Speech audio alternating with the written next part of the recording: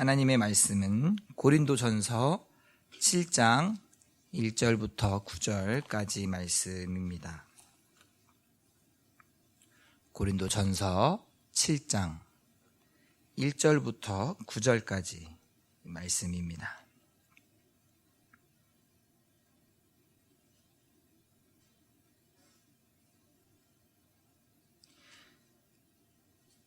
너희가 쓴 문제에 대하여 말하면 남자가 여자를 가까이 아니함이 좋으나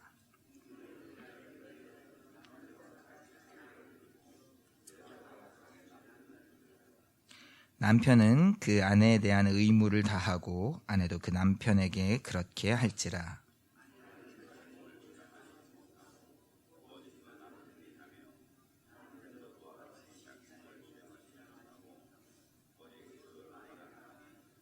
서로 분방하지 말라. 다만 기도할 틈을 얻기 위하여 합의상 얼마 동안은 하되 다시 합하라. 이는 너희가 절제 못함으로 말미암아 사탄이 너희를 시험하지 못하게 하려 함이라.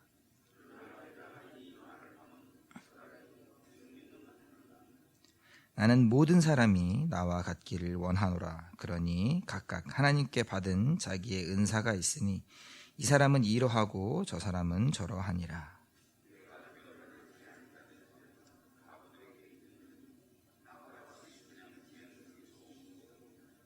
만일 절제할 수 없거든 결혼하라.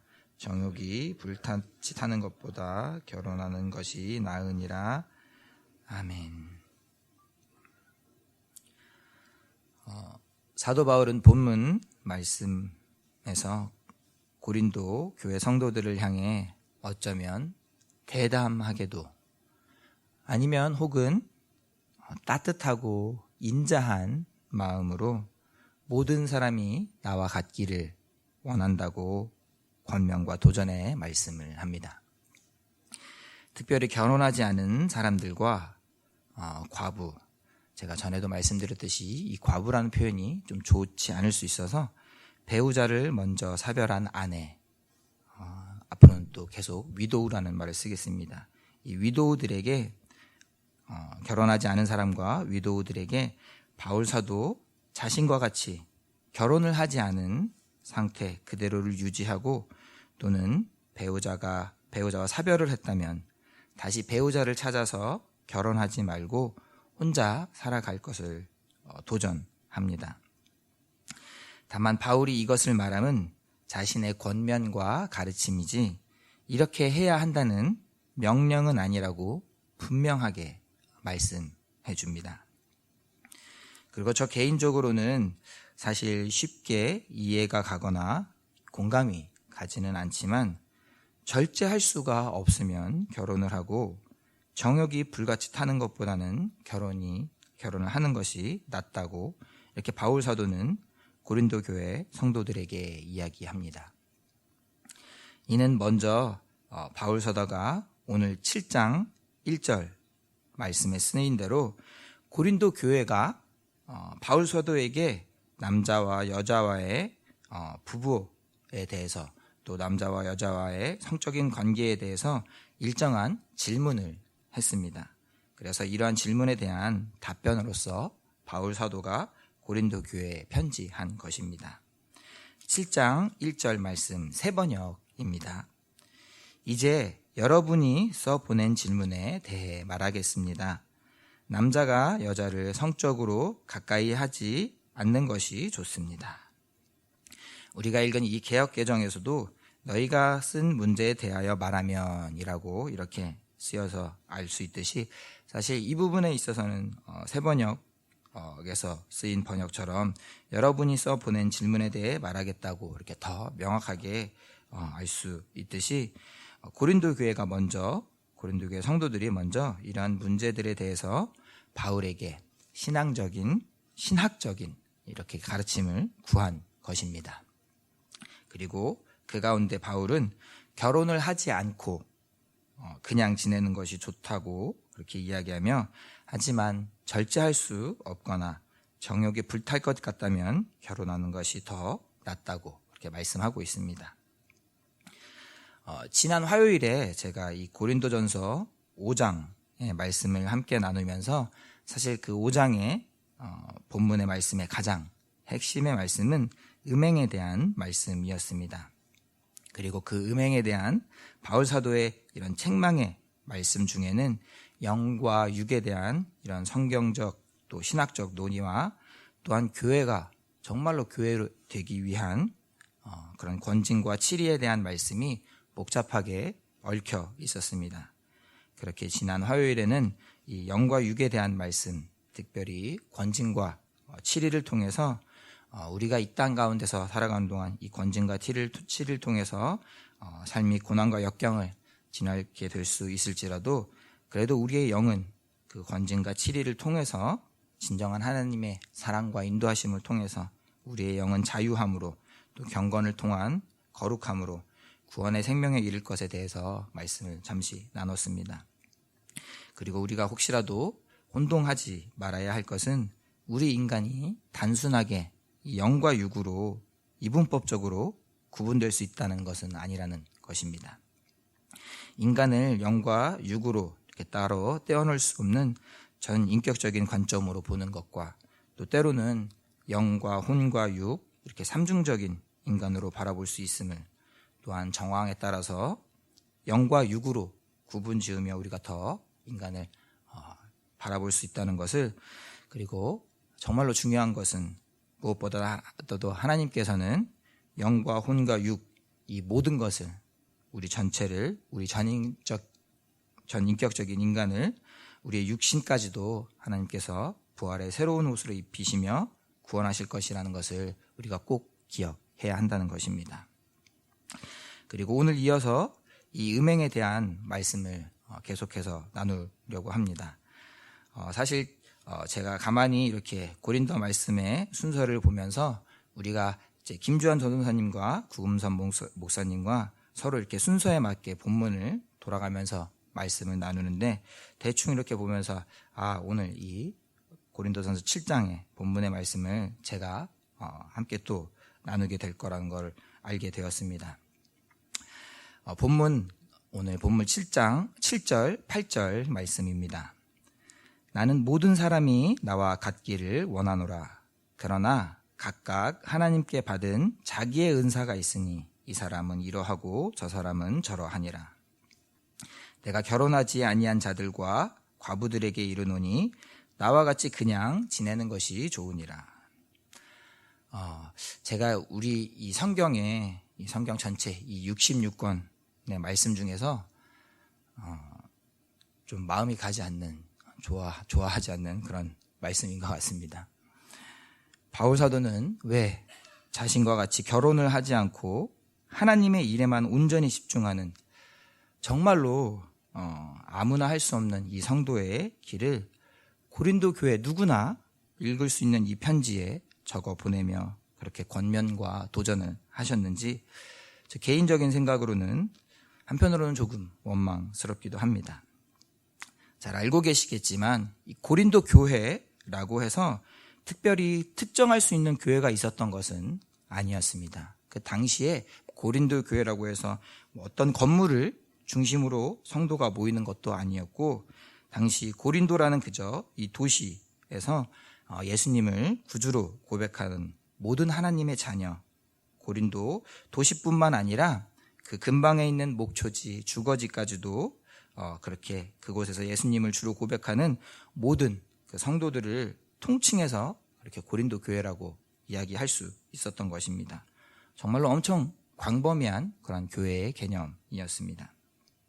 그러니 그 안에서는 베드로를 쫓는 성도들, 또 바울을 따르는 성도들, 또 아볼로를 더 존중하는 성도들, 또 다른 기준과 방법으로 다양한 성도들이 다 포함되어 있던 것입니다. 바울은 이렇게 고린도 도시를 중심으로 하는 성도 모두에게 이와 같이 동일한 권면과 도전을 준 것입니다. 특별히 결혼하지 않은 또는 위도우인 성도 모두에게 이렇게 신앙적 권면과 목회적 도전을 주신 것입니다. 그리고 저는 이 신앙적 권면과 목회적 도전을 개인적으로 좋아하지는 않습니다. 오늘 본문의 이 말씀은 말씀 가운데는 사실 억지로 풀다 보면 지금 우리가 살아가고 있는 이 사회의 법과 제도 안에서는 논란을 불러일으킬 수 있는 말씀을 또한 포함하고 있습니다.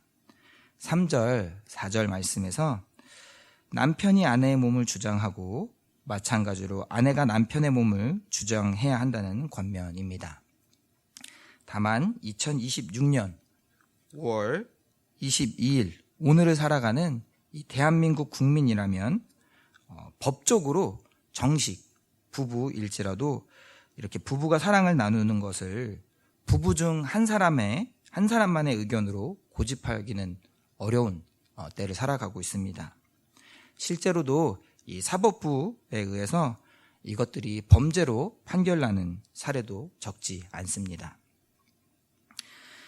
우리는 하나님의 자녀로서 성도로서 이 나라, 우리나라, 이 대한민국의 정당한 질서를 온전히 분명하게 준수해야 합니다. 하나님께서도 그것을 기뻐하십니다. 그러나 우리는 하나님의 자녀로서 하나님의 말씀에 비추어서 이 나라의 질서를, 이 법치주의를 바라볼 수 있어야 합니다. 창세기 2장 24절 말씀입니다. 이러므로 남자가 부모를 떠나 그의 아내와 합하여 둘이 한 몸을 이룰지로다. 아멘. 남자와 여자, 남편과 아내는 한 몸입니다. 이 한 몸이라는 것을 우리가 분명히 온전히 기억하고 이 말씀에 따라 살아가야 합니다. 그러니 누가 남편과 아내 중 누가 자신의 몸을 자신의 것이라고 주장하는 것 자체가 우리에게 있어서는 하나님의 자녀로서는 하나님의 이 기뻐하시는 뜻과 하나님의 말씀과 하나님의 이 창조 질서와 다른 방향으로 가는 것입니다. 남편과 아내는 한 몸입니다. 그러니 누가 자신의 몸을 자신의 것이라고 주장하는 것이 하나님의 기뻐하시는 뜻과는 같지 않은 것 같습니다. 우리는 내 자신을 내어주는 연습이, 훈련이 십자가의 길을 가는 그러한 우리의 길을 훈련해야 합니다. 예수님께서 십자가에서 예수님의 생명으로 우리에게 부활을 허락하셨듯이 우리도 평생 우리 삶 가운데 우리 자신을 내어주는 예수님과 같이 할 수는 없을지라도 끊임없이 우리는 그렇게 나 자신을 부인하는 십자가의 길을 훈련해야 합니다. 그리고 감사하게도 부부라는 하나님께서 예비하신 한 몸을 통해서 우리는 그것을 평생 훈련하고 연습하고 부족하게라도 십자가의 길을 실천할 수 있는 것입니다. 부부는 그래서 감사하고 귀한 것입니다. 바울과 같이 부부로 허락하신 한 몸을 이룰 반려자가 아니더라도 십자가의 길을 가는 은사를 받은 성도도 있고 또 끊임없이 부딪히고 또 마찰이 생기고 잡음이 만들어질지라도 그래도 그 가운데 조금이라도 자신을 내어주는, 자신을 부인하는 그 십자가의 길을 훈련하는 은사를 받은 삶을 살아가는 성도도 있는 것입니다. 바울 사도가 나와 같기를 원한다는, 또 때로는 나를 닮기를 원한다는 말씀은 무엇보다도 예수님을 닮기를 원한다는, 예수님과 같기를 원한다는 말씀을 전하는 것입니다. 예수님께서 십자가의 길에서 예수님의 생명을 내어주셨듯이 우리도 내 자신을 부인하면서 끊임없이 십자가의 길을 가는 그 길을 조금이라도 따라갈 수 있어야 할 것입니다. 그렇게 평생의 십자가의 길을, 내 자신을 부인하는 길을 우리에게 허락하신 아내, 남편, 배우자를 통해서 훈련하고 실천할 수 있는, 그렇게 해서 예수님께서 먼저 가진 그 십자가의 길을 조금이라도 따라갈 수 있는 그런 저와 여러분이 되기를 원합니다.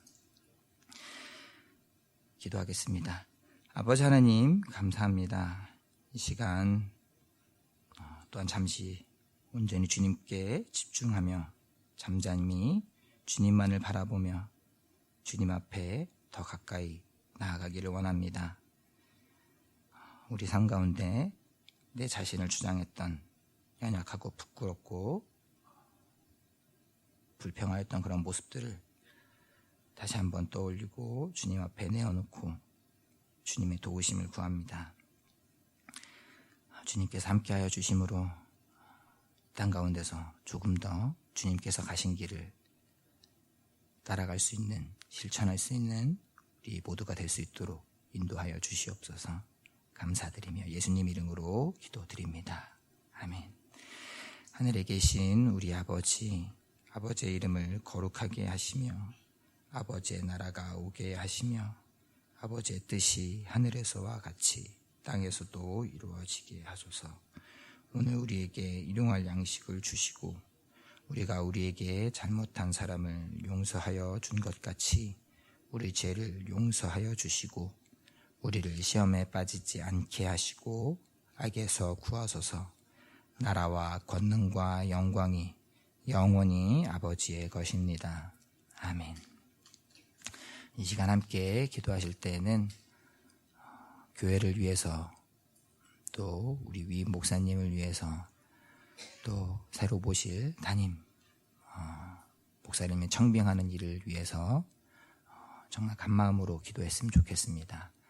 또 우리가 매일 만나는 이웃, 이 예천 지역을 위해서 또 이 나라와 이 민족을 위해서 또 세계 열방의 선교사님들과 선교지 영혼들을 위해서 기도하고 또 우리 각자의 개인의 기도 제목으로 주님의 이름 한번 부르고 기도하겠습니다.